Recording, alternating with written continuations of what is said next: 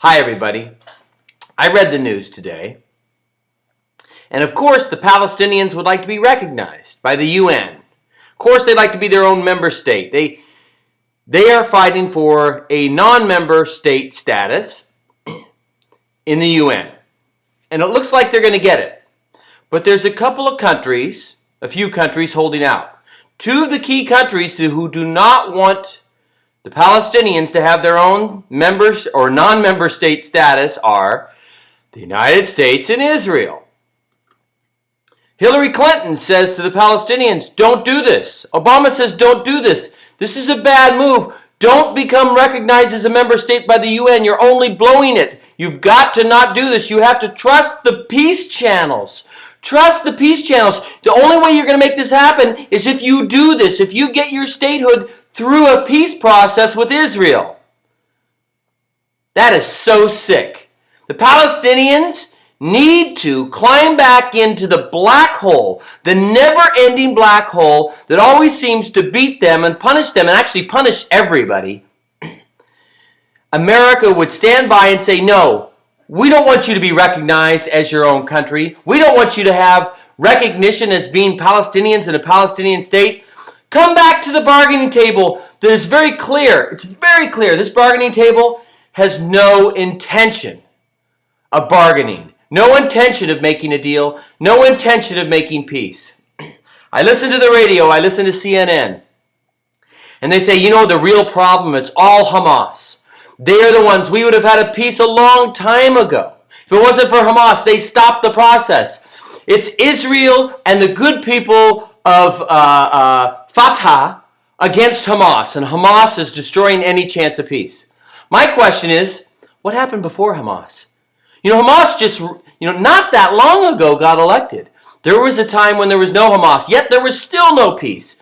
Who did we blame then? Arafat? People don't want peace. The people in charge don't want peace. They like it the way it is. And for America and Obama, our country, that broke free of Britain, we demanded our own freedom. The Palestinians demand their own freedom. A Gallup poll was taken. They interviewed Americans. Should the Palestinians be given their own state?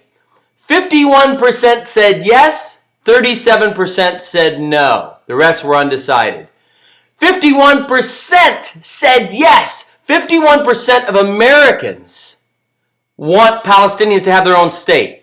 There's another loose group of people out there who don't know because they don't even know. They don't even know what Israel is. They don't know what Palestine is or who Palestinians are. They know nothing. So for America and for Hillary Clinton and Obama to say, don't do it. Don't try to get your own state status. We've warned you. Come back in and work with Israel for peace. How could you do that when you watch the news and you see how unfair the situation is? When you see that America is paying for the new dome system for the Israelis to protect themselves. And I know Israel does need to protect itself. But what about the Palestinians? Who's protecting them? Whenever you look and see an incursion, whenever there's a battle between Israelis and Palestinians, it's usually, a 10-to-1 or 20-to-1 or 50-to-1 ratio on deaths. Because the Israelis are the prison guards. They run the prison. They own the prison. The Gazans, no matter how proud they feel, are prisoners. They are kept and held. De facto slaves of the Israelis. It's not a battle. It's not a war. It's an oppressor and a victim. And the victim has become so twisted in all this victimhood that they are trying to do things that are inappropriate. And we're blaming the Palestinians for some of their most radical people's behavior. But it's the chickens coming home to the roost. We have created that.